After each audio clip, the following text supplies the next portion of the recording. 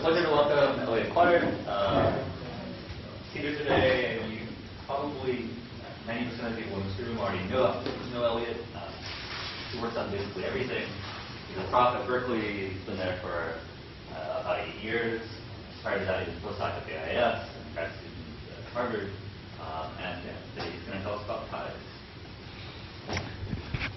Thanks. It's very nice to be back visiting CITA again. So I'm going to talk today about some work that I've been doing in collaboration with Nevin Weinberg and Phil. So this is Nevin, the slightly scary-looking guy many of you might remember is Phil, who was here for a while. That's from his website. So we've been thinking quite a bit over the past couple of years about the problem of tides in stars, so tides in particular in stars like the sun, although a lot of what I'll talk about is probably more general than that. And so I'll try to describe a little bit of what we're doing. It actually is related. This is an image of, there's a volcano here, and these are actually waves excited as the atmosphere moves past the volcano, which will be somewhat relevant to what I talk about. So the basic problem that we're trying to do is just understand if you have two point masses near each other, what are the tides raised in one by the other? How is the energy dissipated? How does that affect the evolution of the orbit of the system? So just to give you a sense, I'm going to spend a bit of time reviewing some of the background material because this is a subject that sometimes people don't know that much about. So I'll just describe some of the background, a little bit about the observations, focusing on stars like the sun, because that's what we've been focusing on to date. And then I'll tell you, in particular, the new stuff that we've been doing, which is about, even though the amplitudes of the tides that we're talking about are very small, these are not huge deformations of the star, that despite the small amplitudes, nonlinear effects are actually quite important. And so those significantly modify how the tides are excited, how the energy is damped, and thus how the orbit of the system evolves. And this part will become obvious. There'll be a couple of places where I just throw up my hands and say, this is as far as we've gotten, and we're still trying to understand it. One restriction I should mention up front is, although this is not always a great approximation, we're going to focus on non-rotating stars, which has already taken several years with no papers to get to this point. And I really should mention that a lot of the hard work has been done by Nevin, who's a postdoc at Berkeley.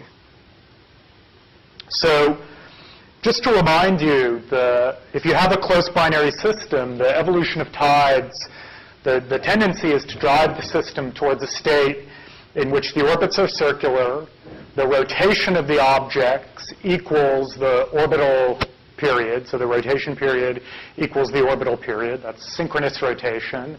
And where the angular momentum vector of the rotation is along the angular momentum vector of the orbit.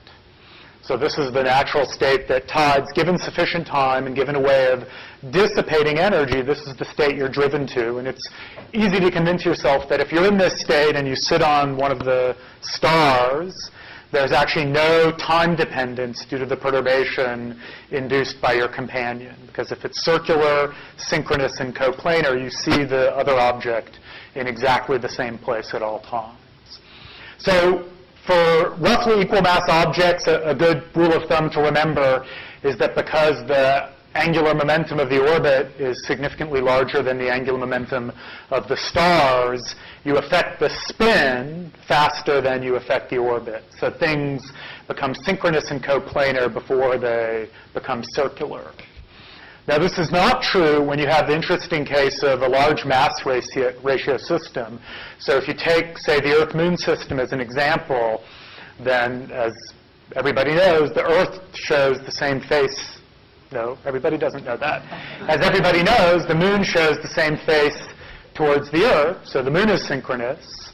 The Earth, however, is not, because the Earth has so much angular momentum, it's hard to make the Earth become synchronous. However, the action of tides is still to drive the Earth towards synchronous rotation. So what that means is that the Earth, with its day orbital period, is being driven to a state where its rotation rate equals the orbital period with the Moon, which is a month. So that means that the Earth is slowing down, and the number is a millisecond or so a century. And if the Earth is slowing down, then by the global conservation of angular momentum, that angular momentum goes into the orbit, so the moon has to be moving away. And that's a couple of meters a century. And this is actually going to be important for the astrophysical problem that I'm going to focus on. So this problem, one of the reasons that this is a really interesting problem for a theorist is because this problem of tides in binary systems is extremely important. It applies to a wide range of binary systems. I'm going to focus really on the problem of stellar binaries, so two sun-like stars orbiting each other, where tides can significantly affect the rotation of the stars and the orbits of systems. I'm also going to talk some about extrasolar planets around sun-like stars, where not only do tides modify the orbital and rotation properties of the planets that we see, things like the hot Jupiters in a few-day orbits, but there have been suggestions that the anomalously large radii of some of the hot Jupiters may be due to tidal dissipation of energy. So it may actually affect the physical properties of the systems. Just to give you a couple of more examples, these are problems that I've yet to really think a lot about, but these are kind of obvious things to continue to think about in this context. Tides are also important in compact object binaries. So the dominant source for LISA has nothing to do with black holes, despite what you may have heard. The dominant source of LISA is actually white dwarf binaries. That's a huge source of gravitational waves. That's the background for LISA is really white dwarf binaries. And these are closed system, and tides are actually extremely important in these white dwarf binaries. They may modify the orbit, so you may see modifications to the gravitational wave signal due to GR because of the properties of tides. And tidal heating is potentially very important in these white dwarfs, which could create electromagnetic signals, modify the properties of the white dwarf, et cetera. For neutron-star binaries, which is more likely to be the first gravitational wave signal we detect with ground-based interferometers like LIGO and Virgo, the general story is that tides are not important, but that is based on a theory that is almost literally always wrong. So it's not at all clear that you should take that conclusion very seriously, right? But the general picture is that the tides are not efficient enough to really modify the gravitational wave signal or the orbits, but I think this is still an interesting problem. There's a colleague of mine in the Earth and Planetary Sciences Department at Berkeley who is also working on a tide problem. He's working on a tide problem in the Earth, which has to do with the interaction between waves excited in the Earth with the magnetic field and the dynamo of the Earth, and how that can modify the dissipation of the tides. So this is just to give you a sense that even the problem of the Earth's tides, which we know a fair bit about, is not fully solved either. Okay, so these are, really a lot of the formalism I'm going to talk about is in principle relevant to all of these cases, but I'm really going to focus on solar-type stars. So stars like the sun with some companion. They could be another star, could be a hot Jupiter. That kind of system is the system that I have in mind. So just to give you a feel of what we would like to explain, this is an example. This is an open cluster, M35. This shows the eccentricity as a function of orbital period for a bunch of binaries in that system. And the basic observational result you can see is that for shorter orbital periods, the eccentricities become zero, the systems become circular, wider binaries are more eccentric. And this is kind of the generic action of tides, is that the closer in systems become circular. The wider systems, there's simply insufficient time for tides to act, so the orbits remain eccentric. And so what one would like to be able to do is explain why, quantitatively, why is it 10 days, not 1 day, or 1,000 days, at which the orbits become circular for two solar-type stars orbiting each other. This is ignore the lines for now. I'll talk about the lines in a little bit. This is a compilation of data for some different systems, different clusters, field binaries, pre-main sequence stars, showing the period at which things become circular, defined in some rigorous way, but it's basically this period here, as a function of the stellar age. So these are clusters of different age, or older field binaries, et cetera. And anyway, that's the data. Maybe there's a trend there, maybe there's not. There does seem to be a general, this is a weird exception, which I don't have an explanation for, there does seem to be a general trend in which the circularization period gets longer with age, which is interpreted as meaning that the orbital evolution continues on the main sequence. This is not something that just happens, say, in the early phases of evolution of sun-like stars, but it continues during the entire history of the sun on the main sequence. So for extrasolar planets, this is a somewhat old plot, but it conveys the basic point. The observations, the data, in some sense that one would like to understand, is quite similar. So this is now a plot of eccentricity versus semi-major axis, but it's the same spirit as the previous plot. This is the sample of binaries. This is largely from Doppler surveys, but there's now lots of transiting planets, et cetera. And again, there's this trend where the closer in ones are more likely to be eccentric due to the action of, more likely to be circular due to the action of tides than the wider planets. There are some interesting cases where close-in systems still have significant eccentricities. This is a problem that people here have worked on that can be forcing by a companion. There's other physics that can come in and maintain an eccentric orbit close in. But absent that, this general trend towards circularization, and here the rough number is orbits become circular about 3-day periods, not 10 or 15-day periods, like for binaries, SolarType binaries. And this is, again, what one would like to explain. And in this problem, right, in the SolarType binary problem, there's the symmetry. There are tides in both stars, but they're the same, so you can kind of just add the two. Here, you have actually rather different physics. You can have tides in the planet be important, tides in the star be important. So just to be very clear, I'm not going to talk at all about tides in the planet. I'm entirely talking about tides in the star for what I'm going to focus on. So, as I mentioned, so the orbits become circular in about 3 days, but just like in the Earth-Moon system, the big guy can't become synchronously rotating. So these stars are rotating with periods, say, like the sun, month-long periods. So the planets, on the other hand, by the way, should be synchronous because they have much less angular momentum. So the rotation period of the system, months, is big compared to the orbital period, days. This is the opposite inequality of the Earth-Moon system.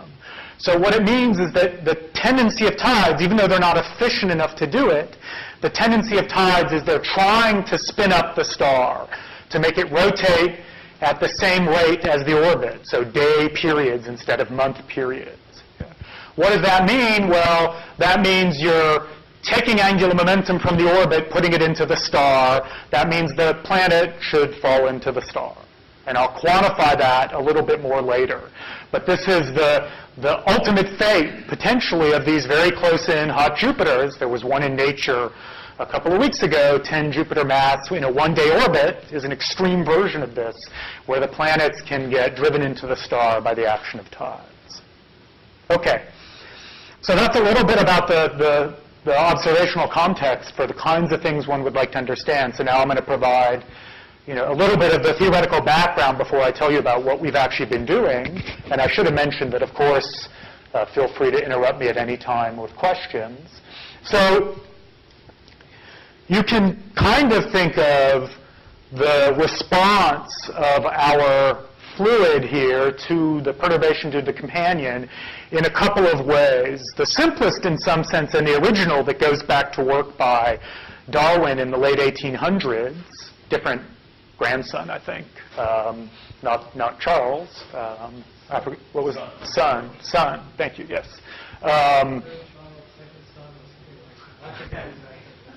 So that picture, this picture of tides is really, I think, the one that most people have when you think of how are tides excited, what do they visually look like, etc. It's that you create a tidal bulge, okay, but there can be a slight phase shift, okay, where the tidal bulge doesn't point directly at the companion, and that's what then gives rise to, say, a torque on this object, which gives rise to a change in angular momentum and energy and a transfer of energy. So this is, in this business, this is often called the equilibrium tide. All that means is it's this kind of tidal bulge with some slight phase shift or time shift between the direction the tidal bulge points and the companion. And exactly how big this angle is depends on dissipation. It's a dissipative effect. So one can calculate in this theory, and I'm not going to go through it, I'm just going to quote you a result.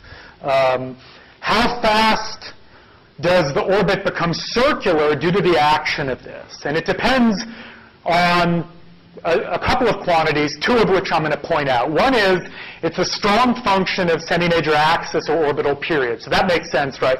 As the systems get further apart, the differential gravity gets weaker. It's much stronger than 1 over r squared because we're dealing with differential gravity. So the tidal effects fall off rapidly in this particular theory as orbital period to the 13/3. Okay. The second thing, so this is the time scale for the orbits to become circular. It gets longer as the orbital period gets longer. But it also depends on the efficiency of damping this energy, free energy in the tidal bulge. And that's often parametrized by something called Q, which is formally, it's basically the quality factor of the tide. So think of a harmonic oscillator that has some damping rate at which it loses energy. It has a Q, which is given by the ratio of its frequency to its damping rate. And that's basically what this quantity is. It's the frequency of the tide related to the orbital frequency times, something is wrong here. This should be an E, and that should be an E dot. So it's the frequency divided by the damping rate. The damping rate is just E dot divided by E. So this Q is just a way of parametrizing the dissipation in the star. And for stars like the Sun, the leading idea of how one dissipates this energy is that it's by convection. Okay? That the convection acts on the free energy, the velocity shear in the tide, and that damps it. And that damping turns out to be pretty inefficient, actually, due to arguments by Peter, Goldreich, Nicholson, and others. The damping is pretty inefficient because the period of the convective motions, months, right, in the center of the Sun, are long compared to the period of the orbit, which is the period that the tide is oscillating at, really. So this damping is pretty inefficient. And so the best guess from this theory is that this theory is unable to explain the circularization of solar-type stars. So I can quantify this, and this is why introducing this parameter Q is useful. So these lines here, okay, are basically this parametrization of when do things become circular. Okay.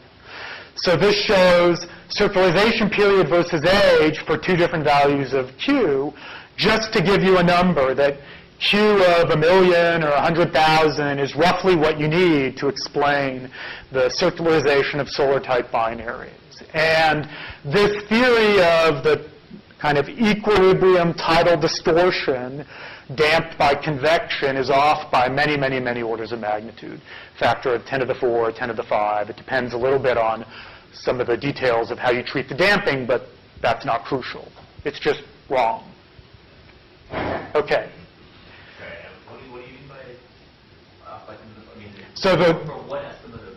So this is particularly for this convective dissipation.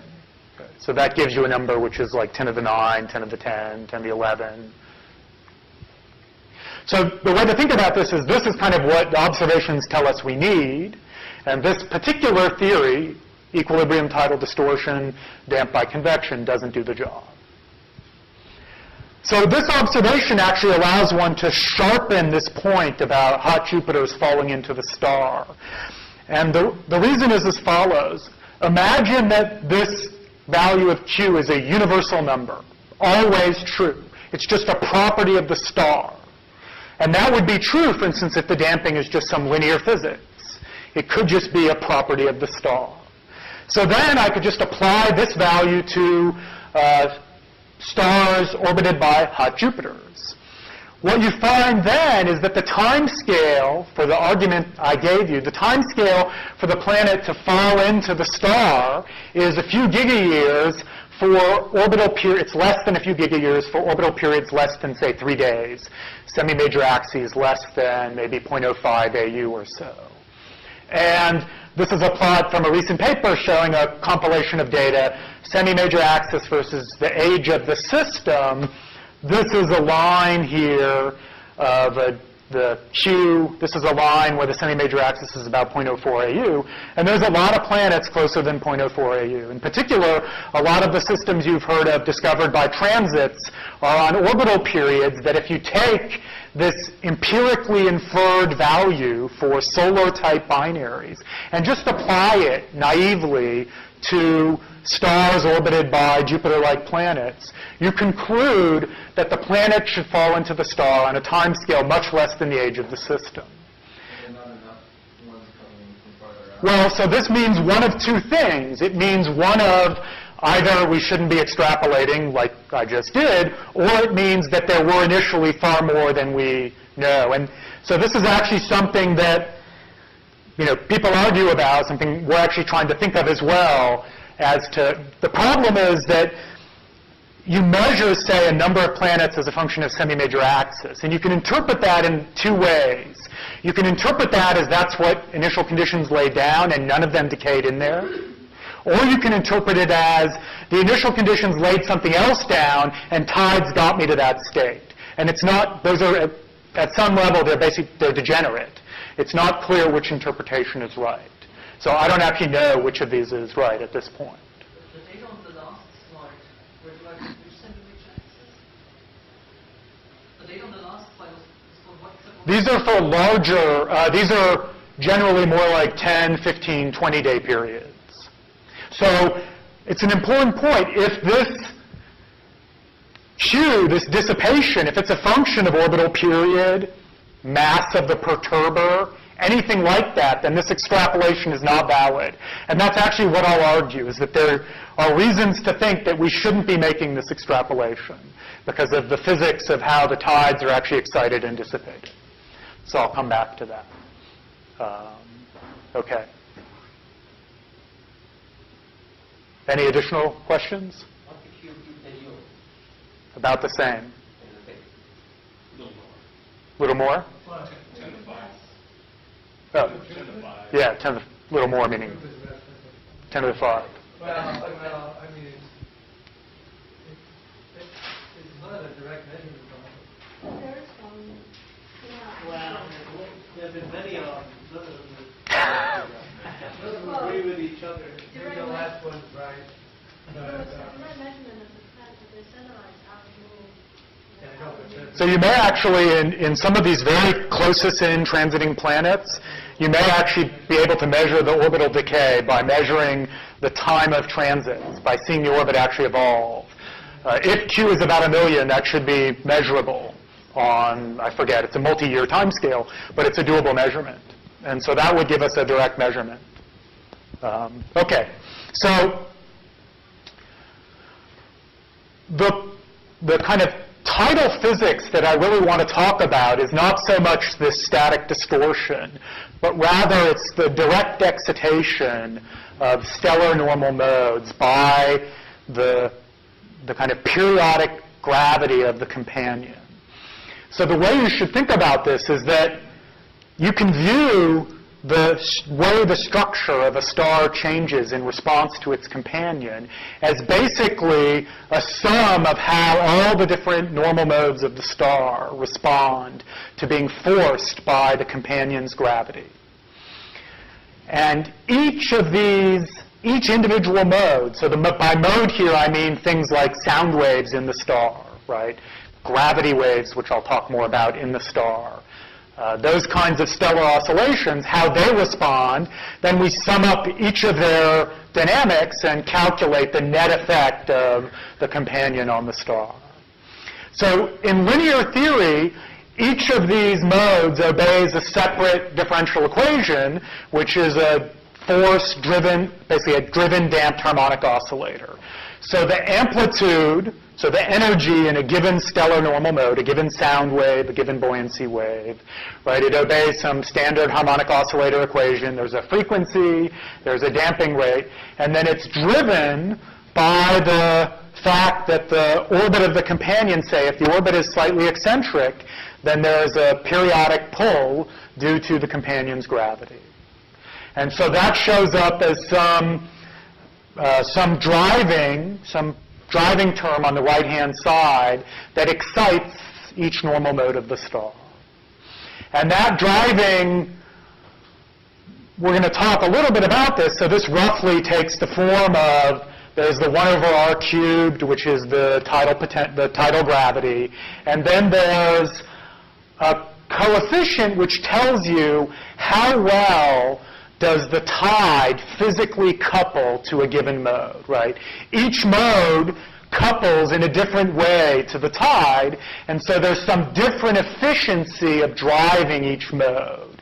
This has nothing to do with the orbit. This just has to do with how the structure of the mode couples to the tide. And then there's some periodic piece which is at about the orbital frequency.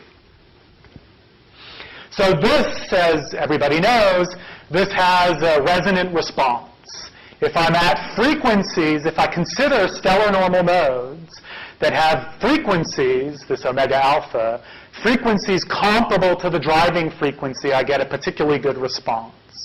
So you get resonant excitation of stellar normal modes that have frequencies comparable to the orbital frequency.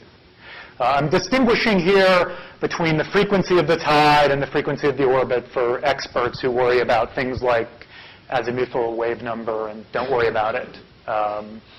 So basically, modes that have frequencies comparable to the orbit can be resonantly excited.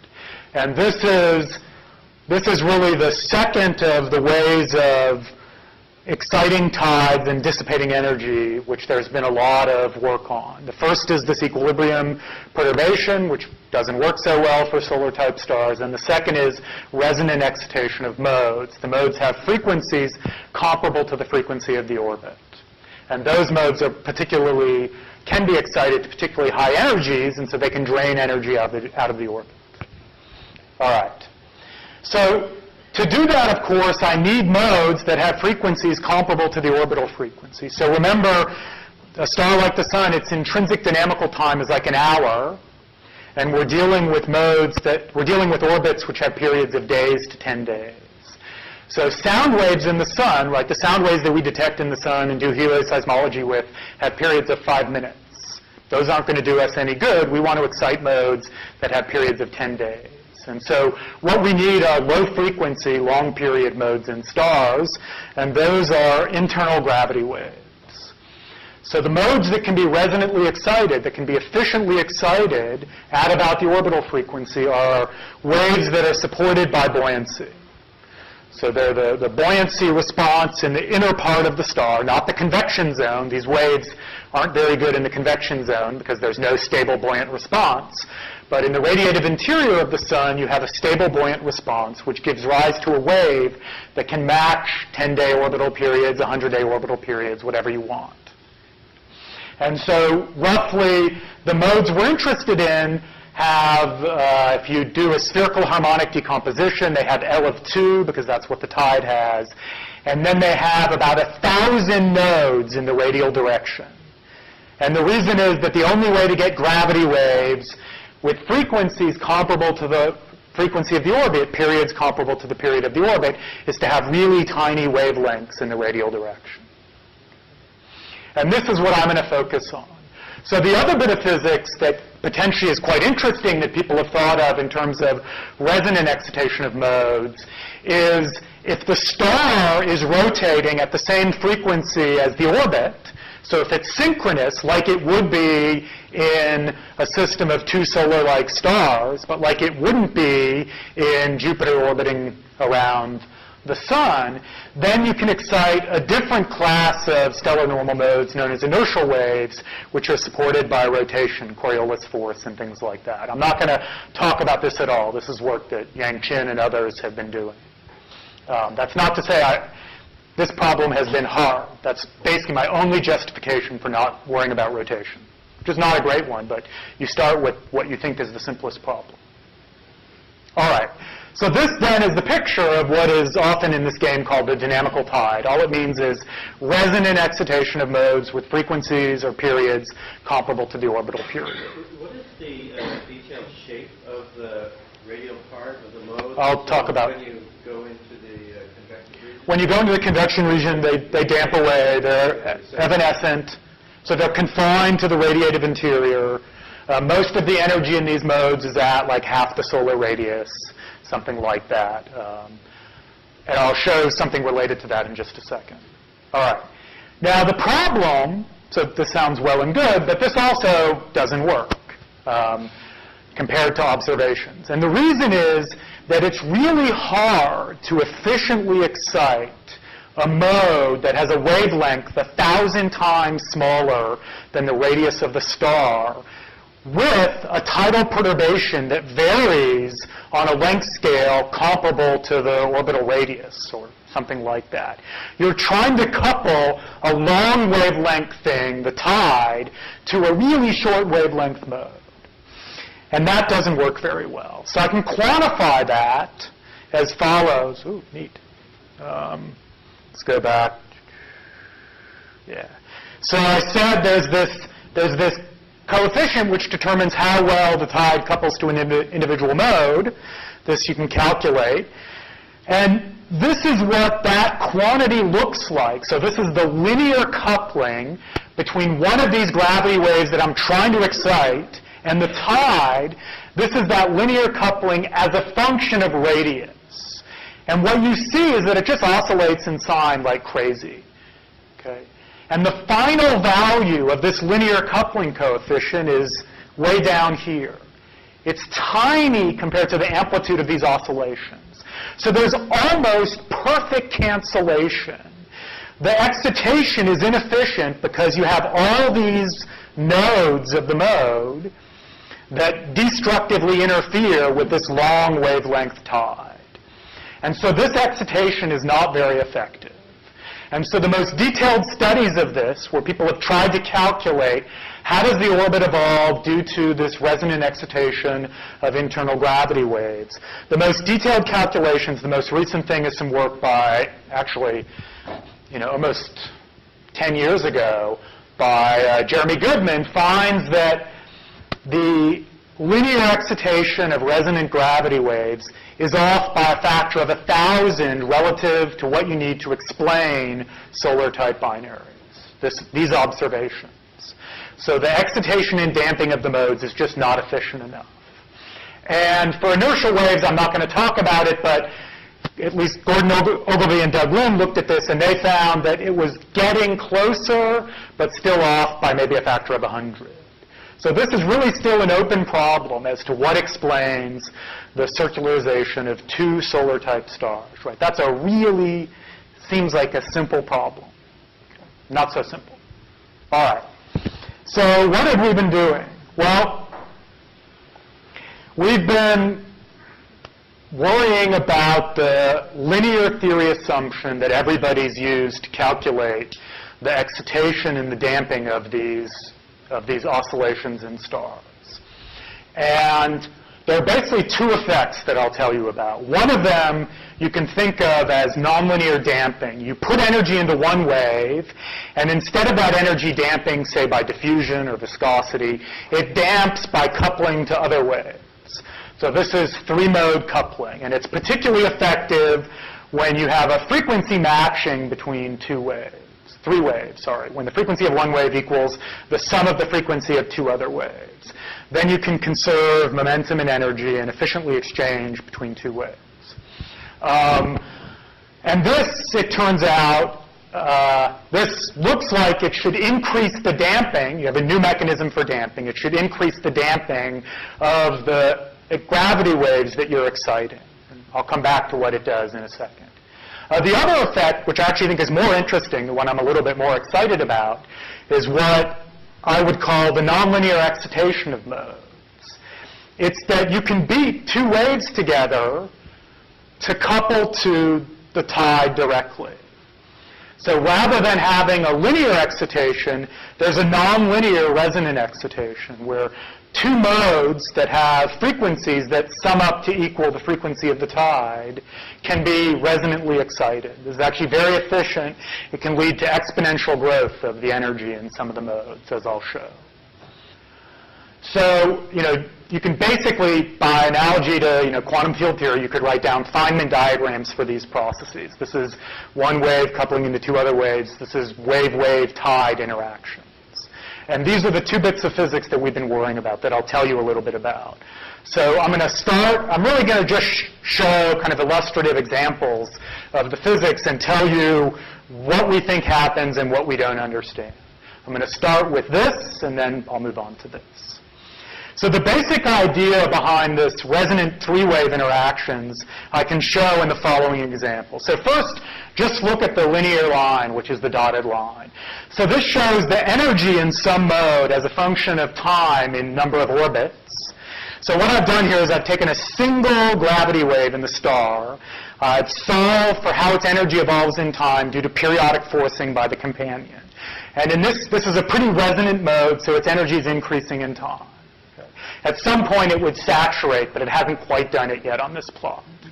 Now, when I include nonlinear coupling to other modes, what happens is once the energy gets above a critical value, once the energy gets above a critical threshold value, then suddenly other gravity waves, ones with half the frequency basically, ones that satisfy this condition, those modes grow exponentially. And the terminology is this is the parent and these are the daughters that are being resonantly excited. So this is growing, but now energy gets bled off from this mode. It gets bled off into this other gravity wave, lower frequency, which comes up in energy, and then they saturate. In this case, there's kind of a limit cycle. Will be extraordinarily familiar to Peter, Yang-Chin, Norm, who've worked on problems like this in other contexts. You see this actually in a lot of problems involving stellar oscillations. This physics becomes important. So what happens then is you can calculate a critical energy.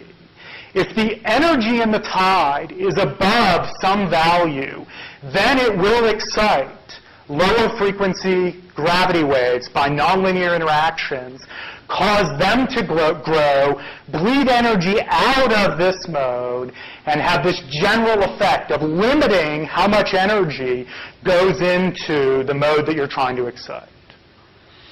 And the upshot I want you to take away is that basically this effect happens in any system in which tides are important. So this is a plot of the ratio, a logarithmic scale here. This is a plot of the predicted linear energy in gravity waves that are resonantly excited, divided by this critical threshold energy where you start exciting other modes. That threshold is set by, so I'm glossing over the hard part of this, which is to calculate these nonlinear coupling coefficients. So it depends on the exact value, the nonlinear coupling between the three modes you're interested in, and it depends on the frequencies and damping rates of the modes of interest. And I'll be happy to talk about that more. There's some really pretty much god-awful integrals you have to do to get this. So this was calculated explicitly using a three-way? Yes. Yes. So at what point does the whole cascade begin and you get right. all of the... Let me talk about that in one. I'll show a result that kind of bears on that. I'll mention what we think is happening. Okay. So again, there's a critical energy above it. Nonlinear effects are important, and you should never have been using the linear theory in the first place. And so this is a plot of the ratio of the linear energy to this threshold where nonlinear effects become important. This is for a star like the Sun with either a Jupiter companion or a solar companion. Above this line, above this line, which is 1, nonlinear effects are important. Below it, they're not. So what this says is for Jupiter mass companions, for orbits less than about 5 days, these nonlinear effects are important. Okay? 5 days, less than 5 days is the only time tides are interesting anyway. So this means basically when you have a Jupiter companion, if you have tides being important, few-day, 3-day, 4-day orbits, these nonlinear effects are important. For a solar mass companion, it's even more important. Okay? And this is actually just one particular set of other modes that you're bleeding energy into, a particular L. Okay, just to illustrate the point. But what it means is that this effect is very generic, that these three-mode interactions become important at the linear energy, and so the linear theory shouldn't have been used in the first place. All right.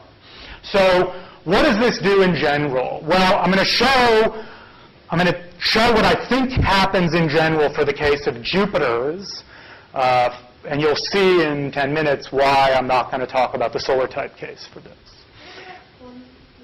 Yep. Is that the horizontal axis is really in unit orbits? Yes. Yes. This is yes. Yes. So this is just this is something where, you know, I picked the coupling, I picked coupling coefficient to be some number. Yeah, just to give an example of the mode dynamics. So here's an example with real solar type parameters. So what this specifically is take a Jupiter companion with a 3-day orbit, okay, and calculate 5 resonantly excited modes, each of those coupled to 20 daughters, each of those coupled to 20 granddaughter, right? This can go ad infinitum. So this is getting at your question about the dynamics. And so what this specifically shows is what is the orbital decay time, the thing we are particularly interested in for hot Jupiters, as a function of number of orbits. So here it's, you know, this is 20 million orbits. So this is integrated for a very long time. Here the answer is the decay time is much longer than Hubble time. And so the interesting thing is we went into this problem expecting that nonlinear effects would increase the effectiveness of damping and thus make orbits evolve faster. For Jupiter mass companions, I don't think that's what happens. What happens is, what wins out is that the nonlinear interactions limit how much energy can go into the tide in the first place. And thus, they actually decrease the effectiveness of exciting the modes, and they decrease the rate at which the orbit evolves.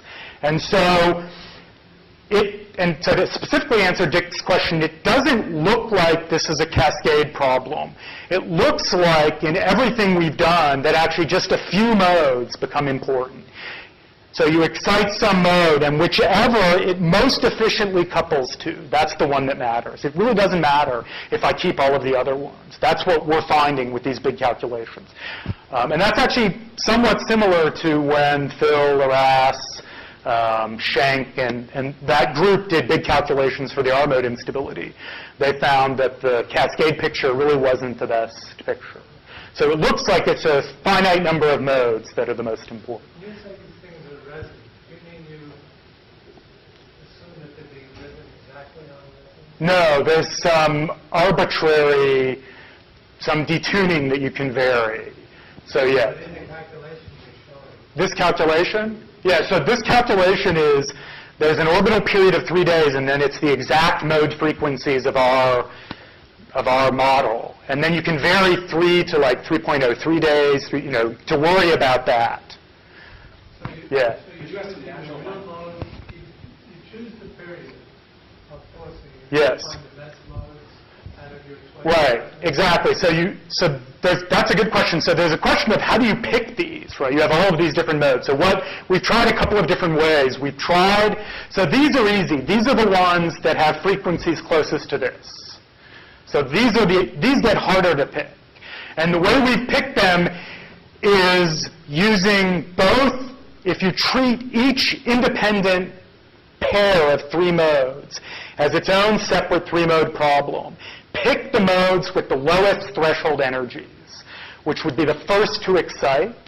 Okay, we've done that, and then we've picked them on the basis of just which have the biggest coupling coefficients. Okay, and they give similar answers, but that's a fair question. We've worried about this of how do you pick what the most effectively excited modes are when it's no longer a simple 3-mode problem. You have all kinds of different interactions potentially. So we've worried a lot about that and tried to explore different permutations for that. Let me still, I guess, Okay. a little lost. Are you considering the resonance excitation of a pair of modes? No, this is right now. Just a single mode. Yes. Resonantly excited. Right now, this is a single mode. Worrying about its coupling to Other modes. pair Yes, of modes. exactly. So Which, yes. I'll talk about the other physics in just a second. But yes, for now, that's exactly right.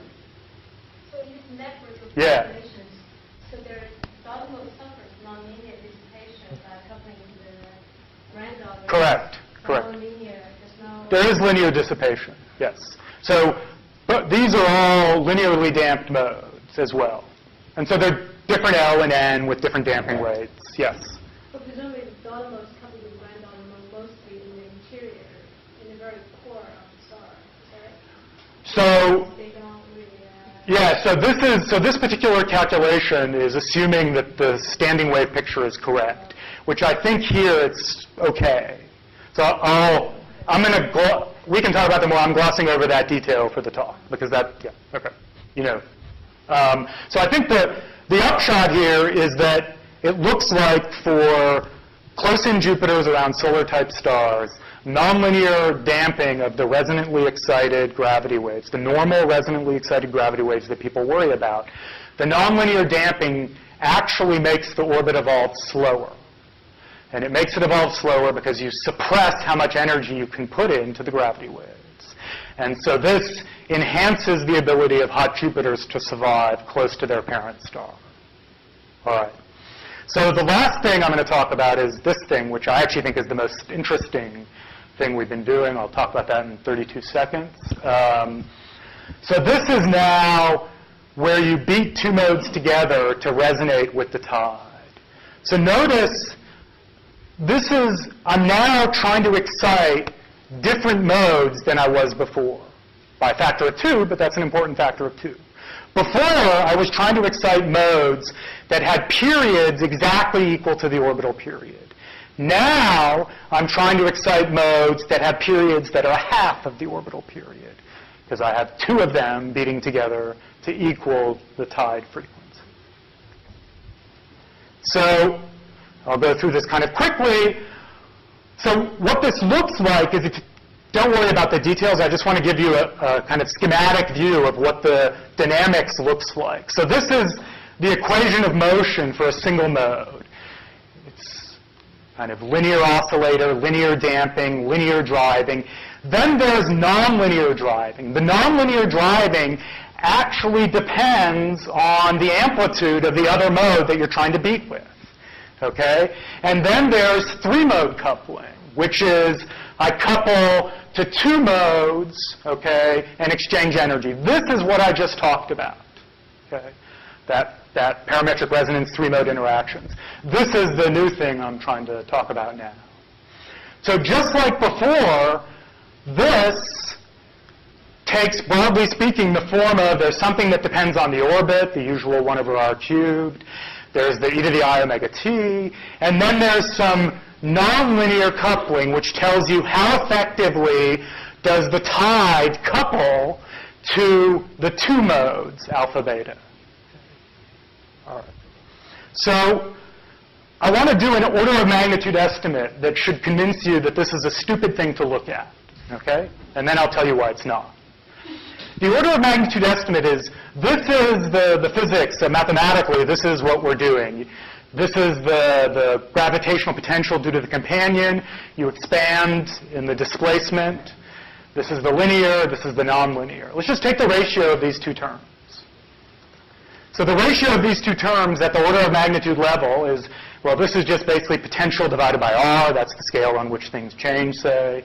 And this is the same thing, potential divided by r, but then times the fluid displacement divided by the length scale over which the potential varies, which is another factor of r. So what this says is that this nonlinear term should only be important, it looks like, at the order of magnitude level, if the displacement of the fluid from where it started is comparable to the radius of the star, which I can assure you, if you didn't believe me theoretically, we know observationally that's not true. Okay. So how is it that this physics can be important? The reason it's important fundamentally has to do with the fact that the linear coupling is so extraordinarily inefficient. The linear coupling between one wave and the tide suffered from this enormous cancellation. But now, beat two of these together that have almost exactly the same n, then their eigenfunctions are going to lay basically on top of each other, so I'm going to square this.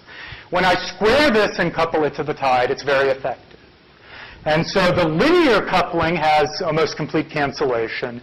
The nonlinear coupling, in this particular example, the black is the cumulative integral, the red is the integrand, and everything is positive definite. And at the order of magnitude level, the nonlinear coupling coefficient between two of these modes in the tide is of order 1 billion times bigger than the linear coupling coefficient. So even though the amplitudes are tiny, okay, this coupling is enormous. It's enormously more effective because you're not paying the price for the really, really short wavelength of the waves. All right. So what does this do dynamically? So I'm going to go back and I'm going to solve this equation. Again, I'm not going to show you, I'm just going to show a really simple problem. Two modes being driven nonlinearly. And this is what you get. So this is SolarType binary 10-day orbital period.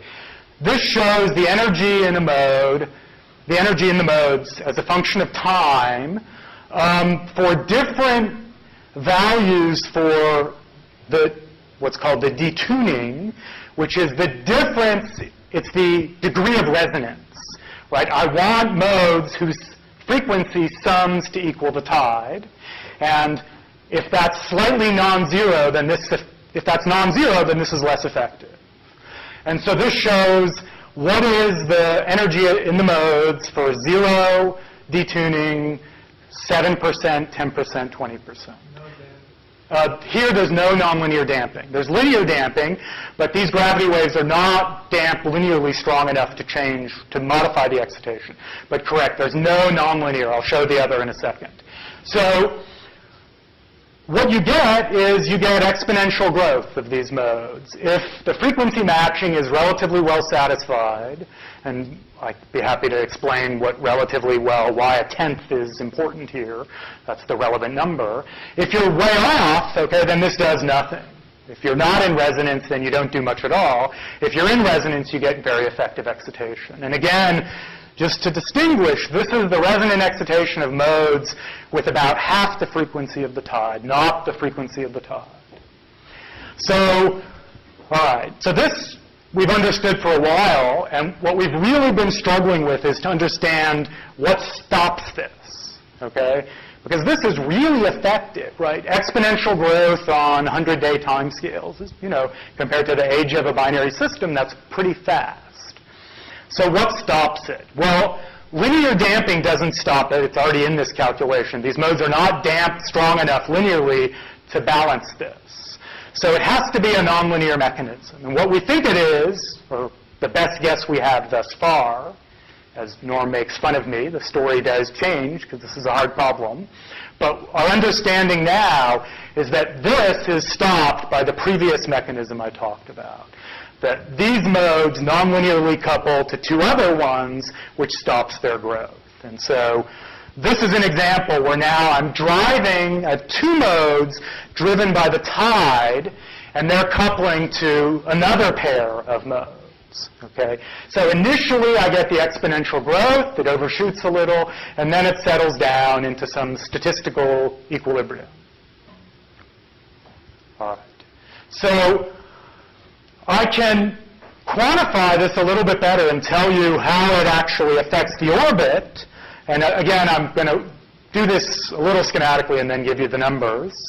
So schematically, the energy that the mode gets to depends on the nonlinear driving coefficient, and it depends inversely on the efficiency of coupling to the other modes, the nonlinear damping.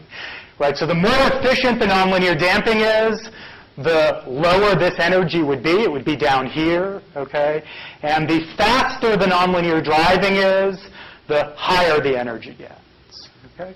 And this, for solar-type stars, turns out to be this beautiful result that the nonlinear driving, this is a dimensionless quantity, so the driving rate is this times the orbital frequency. This dimensionless coefficient is about 1/10 times the ratio of the mass of the companion to the solar mass. So if I kind of go through the full calculation and calculate what is the circularization time for solar-like binaries, two solar-like stars orbiting each other, what is the circularization time for a 10-day orbital period? It turns out to be about 3 gigayears, and it scales like orbital period to the 7/3. And it depends on this nonlinear coupling thing, like the cubic power, roughly. All right, so this actually looks pretty encouraging. This is comparable to what one would like it to be observationally. Okay, so maybe I should just go to the next slide. No, okay. So the problem is that there are about 1 million modes that do this. So this is one does this, and 1 million does a lot more than that. And the reason there are 1 million is that you have a huge range of different wave vectors that can be excited. Or if you think in the discrete picture, global normal modes, a huge range of N, radial nodes, L, okay, standard YLM thing, and M's. And if you add them all up, there's a ton of them. And right now, we don't understand what this means, right? So it's clear that this nonlinear excitation is important. The best mechanism we've thought of to saturate it is by 3-mode coupling to other modes, but that doesn't seem to be quite efficient enough because there are too many modes. There's still low amplitude, so fourth-order terms. Right. So fourth-order terms don't look important, but to really know if fourth-order terms are important, you have to calculate the fourth-order coupling coefficient, which we haven't done. So all I can say is that this looks self-consistent, but maybe it's not. That's a possibility. Okay, so let me just end by telling you, what if I apply this story to a companion that's a Jupiter, hot Jupiters? Well, then, that's why I emphasize this point. Now the companion mass is smaller by 3 orders of magnitude, 2 orders of magnitude. The circularization time goes like the cube, so I lose 9 orders of magnitude in circularization time. So while for solar-type binaries, these nonlinear driving is clearly incredibly important, it does not look important for stars with planets around them. Okay. So stars with hot Jupiters, this nonlinear excitation is much less efficient. This nonlinear excitation of modes with half the tidal frequency is less efficient than the linear excitation of modes with the frequency equals the tide. What does that mean? It means I think this is the correct answer for what happens to stars hosting hot Jupiters. That indeed, the orbital decay is lengthened because nonlinear effects suppress how much energy you can dump in. Okay? So I'll end there and just say, I hope I convinced you that tides are a hard problem, and that if you want to think about tides, you better worry about nonlinear effects. There are 2 independent ones that we've found are important. We've shown this explicitly for solar-type stars, but there's no obvious reason that this physics would not be important in other circumstances. The one effect is nonlinear damping. You bleed energy out of one mode by sharing it with 2 other modes. This seems to increase the rate of orbital decay of hot Jupiters, perhaps explaining why there are 10 Jupiter mass planets in 1-day orbits. The other effect is the nonlinear excitation of modes, beating 2 modes together and coupling them to the tide. This is extremely efficient excitation. It's something that people haven't really considered that much before. It's, in fact, at this point, our best guess is that it saturates by nonlinearly coupling to other modes, basically by this mechanism, but it appears to be too effective for solar binaries. What exactly that means, I'm not actually sure at the present time. This is work in progress. But it does seem, even in the most optimistic cases, even in the case where this seems overly effective, this mechanism is ineffective for Jupiter mass companions. So it really, I think this is the dominant nonlinear physics to worry about for the Jupiter mass companion. So thanks very much. Couple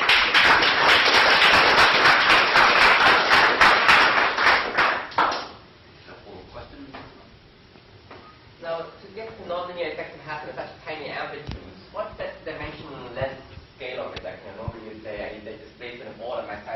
stunned for it to matter. Right. 10 to the 10 or 10 to minus Right. 10 matter. Right. 10 how So I don't have a great, I mean, that's a great question, and I don't have a great physical answer, right? So there's an order of magnitude estimate for these nonlinear coupling coefficients, which does not give you the factor of what factor of 10 to the 5 I'm talking about. It turns out that for very low frequency modes, these nonlinear interactions are strongly enhanced. You can show that analytically, you can show it numerically, but I don't have a great physical explanation for why that is. It's the honest. I would like to have a better explanation than I have. Is there any data on stars of less than 0.3 solar masses or is that Right. There must be. There are close binaries, and that would be very interesting to look at. Yeah, I don't know that. So so what we're actually thinking about now is not that problem. We're thinking about the more massive stars, more massive stars with convective cores and radiative envelopes, because there the standard theory seems to work. You can explain the circularization okay, and some very nice work that Peter did showed that you can also explain, in those systems, the surfaces tend to synchronize first, because most of the energy is dissipated by radiative damping at the surface in the standard model. And that actually seems reasonably consistent with observation. So the testing ground that we're trying to do now is to understand what happens in these more massive stars, where some of the standard models actually do okay. And that's work in progress. I don't really have much to say on that. But I agree that clearly looking at stars of different mass is an interesting way to get at this, because as you change the structure, you'll change some of this physics. Yep. If you look at this nonlinear coupling coefficient you wrote down, which is a 10 Yeah. times the mass ratio. Yeah. I mean, the first nonlinear thing you would think of is the strain at the surface, which would bring in Yeah. distance. Yeah. Right? Just the linear strain, you would have an R over separation cube. Yes. Right. Right. So this actually. So I mean, this depends on. And that must be canceled by this frequency. So how would you, if you just wanted to sketch where that 1/10 comes from, how would you do it? Yeah. So. The basic thing is R over A cubed. Right. Exactly. And so that's precisely canceled by a 1 over frequency squared from the nonlinear coupling coefficient. And there has to be a deeper reason for that, which I have not found to my satisfaction.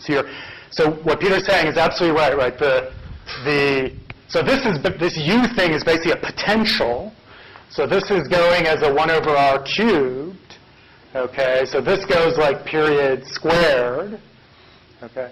And this is exactly canceled by the period dependence of the coupling coefficient. And I don't have a good physical explanation for why that is, which I would really like to have. But we haven't been able to come up with a good answer for that. But that's a good, I mean, I agree with this is not at all obvious. So the point is, right, as I go to longer orbital periods, the amplitude of the tidal gravity is, of course, decreasing, but the nonlinear coupling is increasing. And those compensate for each other.